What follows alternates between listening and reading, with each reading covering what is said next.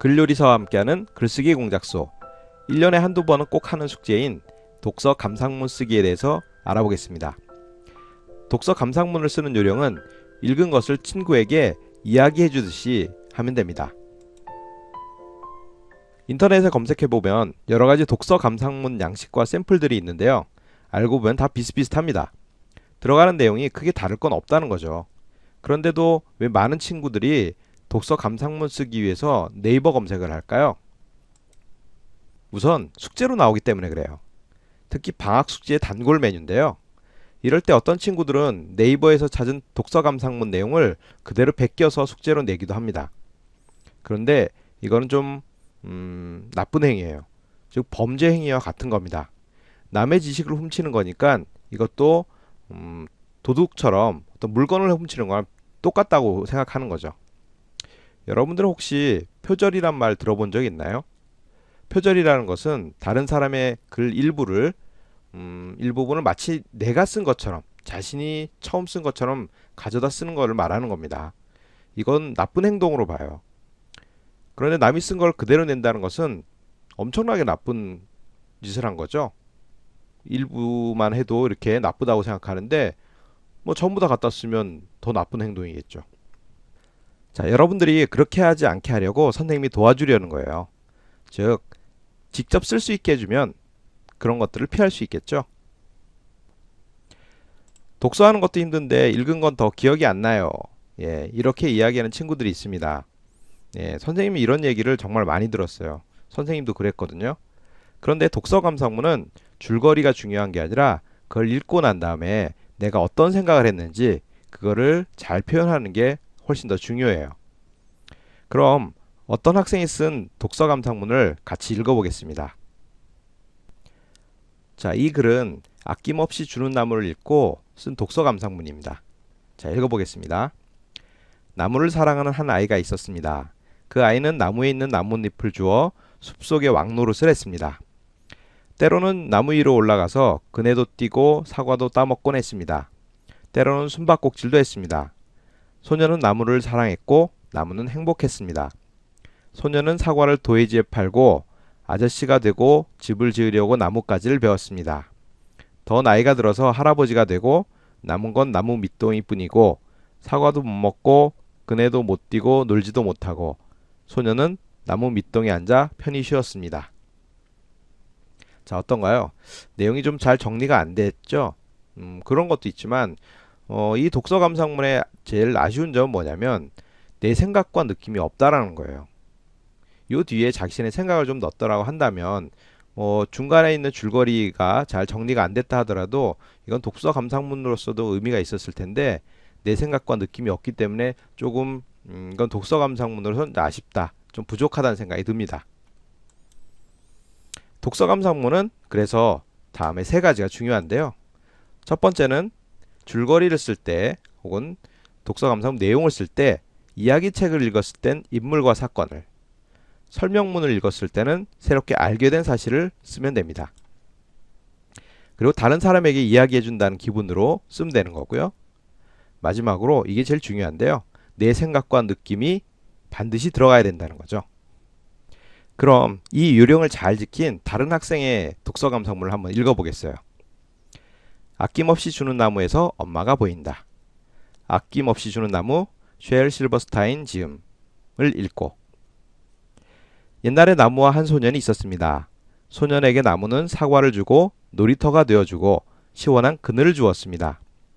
소년은 나무를 사랑했고 나무는 행복했습니다. 시간이 흘러 소년이 나이가 들자 나무는 혼자 있을 때가 많아졌습니다. 가끔 소년이 찾아와서 돈이 필요하다고 할 때는 사과를 주었고 집이 필요하다고 할 때는 가지를 주었습니다. 나중에는 배를 만들어 멀리 떠나겠다는 소년에게 나무 줄기까지 주었습니다. 나무는 마지막으로 노인 되어 돌아온 소년에게 아무것도 바라지 않고 쉴 수 있는 나무 밑둥을 주었습니다. 나무는 행복했습니다. 저는 엄마에게 이것 사달라 저것 사달라고 합니다. 그리고 어디에 가자고 조릅니다. 가끔 돈이 없다고 하시지만 그래도 나중엔 다 사주십니다. 이 책을 읽으면서 나무가 엄마 같다는 생각이 들었습니다. 소년이 달라고 하는 것을 다 주었기 때문입니다. 가진 것을 다 주어도 행복한 나무가 엄마를 닮았습니다. 저는 아낌없이 주는 나무 같은 사람이 될 수 있을까요? 노력하면 될 것 같습니다. 자, 어떤가요? 예, 아주 잘 썼죠? 그런데 여러분도 이 정도는 쓸 수 있다고 선생님은 생각해요. 자, 모든 글은 3등분 된다고 했죠? 이 독서 감상문도 3등분 해볼 수 있습니다. 자, 처음에 제목이 있는 부분, 이 부분은 감상문 제목과 책 제목, 지은이를 쓰게 되고요. 그 다음 중간 부분에선 주요한 내용이 들어가는데, 자, 이야기책의 경우는 줄거리가 나옵니다. 만약 설명문이 들어있는 혹은 어떤 지식을 전달하는 그런 책을 읽었을 때는 내가 잘 배운 내용, 내가 새롭게 알게 된 내용, 이런 것들을 주요 내용에 쓰게 되죠. 자, 마지막으로 책을 읽은 자신의 느낌이나 생각을 적어서 마무리합니다. 처음, 중간, 끝에 어떤 내용이 들어가야 되는지 알겠나요? 예, 잘 모르겠죠? 자, 그걸 이제 구체적으로 선생님이 설명을 할게요. 자, 먼저 첫 부분은 감상문의 제목, 책 제목, 지은이를 씁니다. 감상문 제목에는 내 생각이 드러나는 제목을 씁니다. 책 제목과 지은이를 쓰고 읽은 날짜는 써도 되고 안 써도 돼요. 감상문 제목은 처음에 생각이 잘 안 나니까 나중에 붙이는 것도 괜찮습니다. 독서 감상문 예에서는 아낌없이 주는 나무에서 엄마가 보인다라고 하는 제목을 붙였는데요. 아주 훌륭한 제목이에요. 왜 그러냐면 이 제목만 봐도 이 독서 감상문을 쓴 친구가 어떤 것을 느꼈는지, 어떤 생각을 했는지 이해가 될 수 있기 때문에 그런 거죠. 자, 중간 부분에서는 주요한 내용, 즉 책에 있는 내용이 나오는데요. 이야기책을 읽었을 땐 줄거리, 즉 인물과 사건을 중심으로 쓰고요. 설명책, 즉 지식을 전달하는 책을 읽었을 때는 새로 알게 된 지식을 씁니다. 자, 이거를 너무 어렵게만 생각할 필요는 없어요. 내가 책을 읽고 옆 친구한테 책에 대한 얘기를 해준다 라는 생각으로 쓰면 생각도 잘 나고 이야기들도 잘 떠오를 겁니다. 자, 그런데 문제는 한 번에 이렇게 줄거리를 쫙 잘 썰어 내려가기가 참 어렵다는 거예요. 옛날에 나무 한 소녀 있었습니다 해서 나무는 행복했습니다까지 이렇게 한 번에 쓰기가 참 어렵다는 겁니다. 그래서 선생님이 이걸 잘 쓸 수 있는 비법을 하나 알려주려고 하는데요. 그게 뭐냐면요, 줄거리 나무라고 하는 거예요. 줄거리 나무를 그리면 이렇게 내용, 줄거리를 생각할 때, 줄거리를 쓸 때 기억도 잘 나고 또 빠진 내용 없이 잘 기록할 수 있어요. 그럼 줄거리 나무를 그린 요령을 이제 설명을 할게요. 자, 먼저 중요한 인물을 먼저 씁니다. 소년과 나무가 주요한 인물이죠. 자, 그리고 사건을 쓰는데요. 사건은 인물 사이에 일어난 일을 사건이라고 합니다. 자, 그러면 사건들을, 소년과 나무 사이에 있었던 사건들을 한번 적어보면 이런 일들이 있었죠.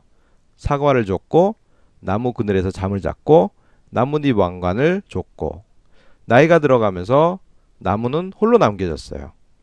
그리고 또 소년이 돌아왔을 때 돈을 위해서 사과를 줬고, 집을 원했을 때 가지를 줬고, 또 배를 만든다고 했을 때 줄기를 줬습니다.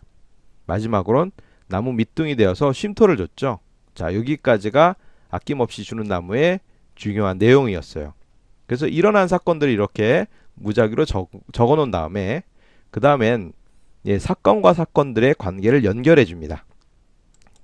그래서 시간 순서대로 연결을 해도 되고 또 어떤 관계가 있는 사건 사이에 연결을 지어줘도 돼요. 뭐 예를 들면 나이가 들어갔다는 거하고 그래서 홀로 남겨진 나무가 외로웠다고 하는 얘기는 연결되는 거죠. 그리고 돈을 위해서 사과를 준 내용 다음에 집을 위해 가지를 줬다는 건 시간적인 순서로 연결되어 있습니다.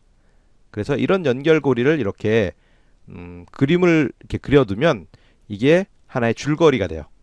근데 이 모양이 나무처럼 가지를 쳤다고 해서 이걸 줄거리 나무라고 합니다.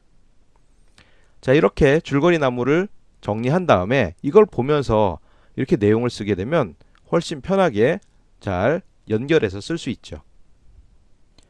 끝부분은 독서 감상문의 가장 중요한 부분입니다. 자신의 생각과 느낌을 쓰는데 이야기를 통해 느낀 것, 그리고 배운 것, 책의 내용과 비슷한 경험이 있는 이야기, 그리고 사건이나 인물에 대한 생각을 기록하면 됩니다. 이것을 쓰는 이유는 책에 읽은 내용이 읽은 사람, 즉 나와 어떻게 연결되는지, 다시 말해서 나와 책 내용이 어떻게 적용됐는지, 그러니까 읽은 사람, 내가 그 책의 내용을 가지고 생각을 어떻게 했다거나 어떤 걸 떠올렸다거나, 그래서 그 자신의 생각에 적용해 보는 거죠. 예, 이거를 표현하는 게 바로 마지막 부분, 자, 이 끝부분에 해당하는 겁니다. 책을 읽었는데 아무 생각이 안 났다면 그건 뭐 안 읽은 거나 다름없어요. 반만 읽었더라도 뭔가 스스로 느끼고 생각하게 있으면 그게 훨씬 더 유익합니다. 독서 감상문 제목은 바로 여기에 썼던 내용을 가지고 한 단어로 혹은 한 문장으로 정리하면 그게 독서 감상문 제목이 될 수 있죠. 자, 독서 감상문 예에서는 아낌없이 주는 나무와 엄마가 비슷하다는 생각을 했습니다. 그리고 그 이유를 적었죠. 이야기의 내용을 가지고 엄마에 적용을 해본 거죠. 독서 감상문에 꼭 필요한 부분을 아주 잘 썼습니다. 자신의 각오로 마무리했는데 이 부분도 칭찬하고 싶은 부분이에요. 자, 그럼 지금까지 배운 거를 정리해 보겠습니다. 첫째, 내용을 정리할 때 이야기책은 인물과 사건을, 그리고 설명은 새롭게 알게 된 사실들을 기록한다. 둘째, 다른 사람에게 이야기해 준다는 기분으로 쓴다. 마지막으로 내 생각과 느낌이 들어가야 독서 감상문이다 라고 하는 거, 이걸 꼭 잊지 마시기 바랍니다. 다음 실습편에서 배운 내용을 한번 써먹어 보죠.